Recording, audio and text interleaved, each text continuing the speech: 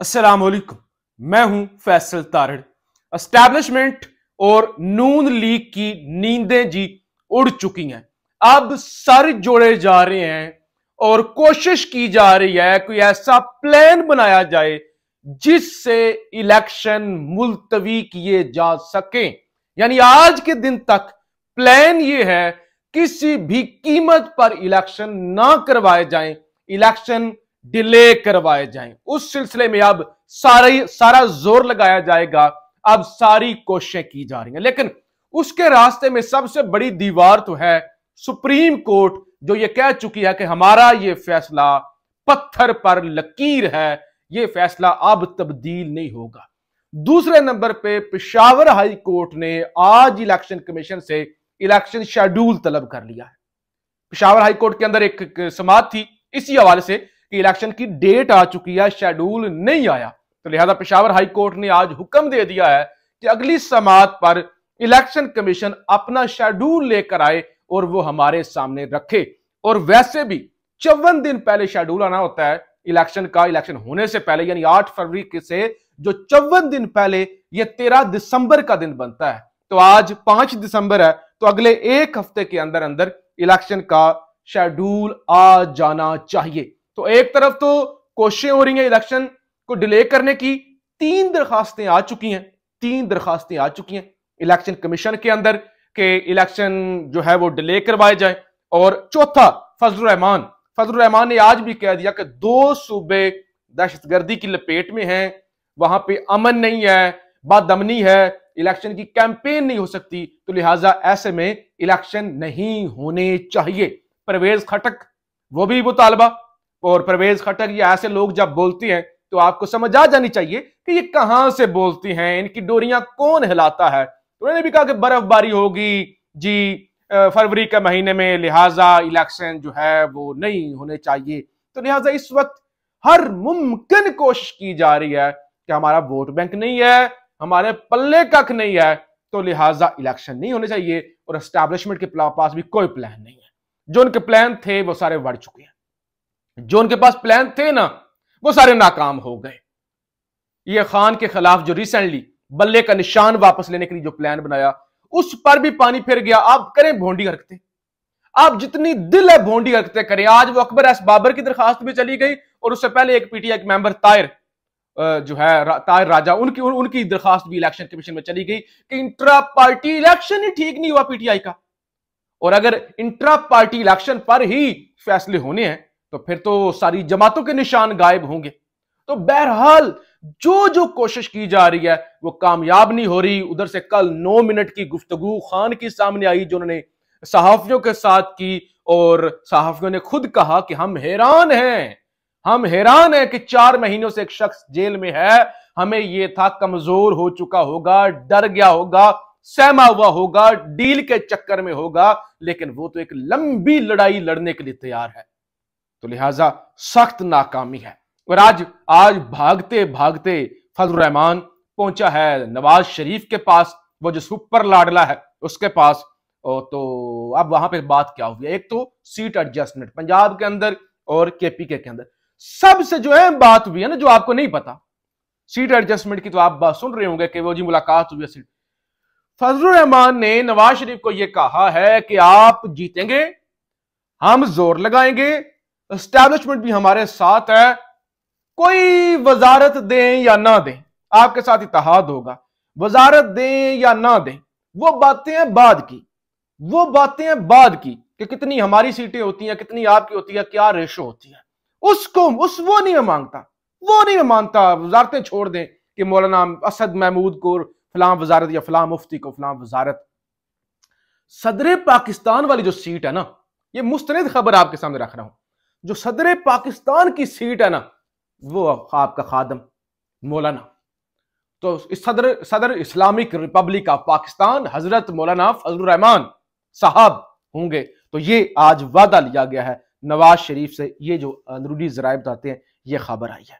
दूसरे नंबर पे जनाब नदीम मलिक साहब समा न्यूज में प्रोग्राम करते हैं, सीनियर सहाफी एंकर हैं। वो कहते हैं कि इंतखाबात में पीटीआई को फ्री हैंड नहीं मिलेगा, पीटीआई आजादी से इलेक्शन नहीं लड़ सकेगी, बल्कि इलेक्शन के दिनों में पीटीआई के खिलाफ जो मौजूदा सख्ती है ना, इससे 10 गुना ज्यादा बढ़ जाएगी। यानी उसकी इंटेंसिटी का जो लेवल है ना, उसके अंदर इजाफा हो जाएगा। और फिर नून लीग के अंदर बगावत और टिकटों की तकसीम पर भी जनाब एक बड़ा तनाजा खड़ा हो गया है। मुख्तलिफ सियासतदान वो चाहते हैं कि आप खुद तो वो हैं ही पॉलिटिक्स के अंदर, अपनी औलादों को भी वो लॉन्च करें। और उसमें ये एहसन इकबाल साहब हैं, राना सनाउल्लाह हैं, चौधरी तनवीर साहब हैं, हनीफ अब्बासी साहब, सैफुल मलूक खोखर और दीगर सियासतदान। आप वो चाहते हैं कि हमें तो टिकटें मिलनी है, जो 7 वाला हल्का है वहां से हमारे बच्चों को टिकटें मिल जाए। अब वहां 7 वाले हल्कों के अंदर जो नून लीग के पुराने हैं, वो कहते हैं कि अगर इनको ज्यादा शौक है कि इन्होंने मरूसी सियासत करनी है, अपने बच्चों को लॉन्च करना है, तो खुद साइड पे हो जाए, बच्चों को वो वाली सीट दे दे, हमारी सीटों पर आके ये क्यों हमलावर होते हैं। तो लिहाजा इस वक्त इसको लेके एक बड़ी नून लीग के अंदर जो है ना वो रोला पड़ा हुआ है। वो देखे ना आपने, वो पिछले कई दिनों से जो है वो दानियाल अजीज साहब के भी बयानात आ रहे हैं, वो इसलिए आ रहे हैं कि वो अपने बेटे को लॉन्च करना चाहते हैं। दानियाल अजीज की स्पेस जो है वो जा रही है, तो इसलिए उन्होंने बोलना शुरू कर दिया है। और खान नहीं कंट्रोल हो रहा। जावेद हाशमी साहब पिछले काफी दिनों से एक्टिव हैं। वो कहते हैं मुझे पसंद नहीं है इमरान खान, लेकिन क्या करूं, वो खड़ा हो गया है और कौम ने उसको अपनी आंखों का तारा बना लिया है। अब आप उसको जहां मर्जी भेज दें, कुछ नहीं हो सकता।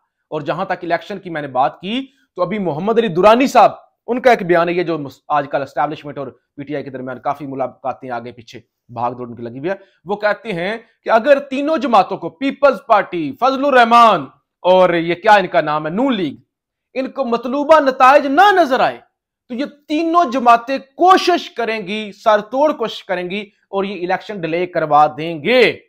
और शायद एस्टैब्लिशमेंट भी यही चाहती हो। अब एस्टैब्लिशमेंट इसमें से निकल जाएगी, सारा नाम जो है वो नून लीग या पीपल्स पार्टी का इन पर लगेगा कि इन्होंने इलेक्शन डिले करवाए हैं। हालांकि प्लान यही है कि क्योंकि इमरान खान का वोट बैंक नहीं टूट रहा, इमरान खान खुद नहीं टूट रहा, तो लिहाजा किसी ना किसी तरीके से अब इलेक्शन से भागा जाए। अब जी खान को जिस तरह से बदनाम करने के लिए वो आज इतनी भोंडी हरकत की गई, वो मुलाजम उठा के ले गए आगे। नौकर ने कहा कि वो जी मैं अक्सर जाता था, खान के कपड़े उतरे होते थे, नंगा होता था, कमरे के अंदर वो ज़िना कर रहे होते थे। बेशर्मी की इंतहा की गई कि अक्सर ही मैंने जाना और अंदर कमरे में ये काम हो रहा होना, कुंडी बंद नहीं होती थी। और वो मौका देते थे कि लतीफ आए जरा देखे और पक्का गवाह हमारे खिलाफ बने। इतने बेवकूफ है। अजीबोगरीब बकवास करवाई जा रही है मीडिया पर और ये अदालतों के अंदर। मंजूर पश्तीन को गिरफ्तार किया गया है जी, पीडी वो जो क्या उनका नाम है, पश्तून तहफ़्फ़ुज़ मूवमेंट वाले मंजूर पश्तीन, उनके साथियों ने भी आज इस्लामाबाद में एहतजाज किया। तो यानी जो फॉल्ट लाइंस हैं उनको जान के छेड़ा जा रहा है।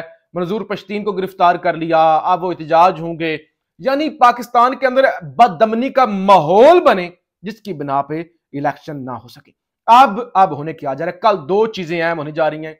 एक, नंबर 1 जो तौहीने इलेक्शन कमीशन का केस है इमरान खान पर, वो खान को पेश करने का कहा गया था, हुकूमत ने खान को पेश नहीं किया। अब क्या खान पर तौहीने अदालत की कार्रवाई जेल के अंदर होगी, यानी इलेक्शन कमीशन जेल के अंदर समाअत करेगा उस केस की, या जेल के अंदर नहीं जाएगा इलेक्शन कमीशन? उस हवाले से जो है वो फैसला महफूज है। कल फैसला इलेक्शन कमीशन वो जनाब सुना देगा। और फिर पिछले तकरीबन 1 साल से सांप बन के बैठा हुआ था एक फैसले पर आमर फारूक 21 अक्टूबर 2022 को इलेक्शन कमीशन ने ये जो ममनुआ फंडिंग केस है, ये क्या इसका नाम है, तोशाखाना केस के अंदर इमरान खान की 21 अक्टूबर 2022 का इलेक्शन कमीशन के फैसले में, जिसमें इमरान खान को मियां वाली की सीट में नायल किया गया था, उस फैसले को पीटीआई ने चैलेंज किया था।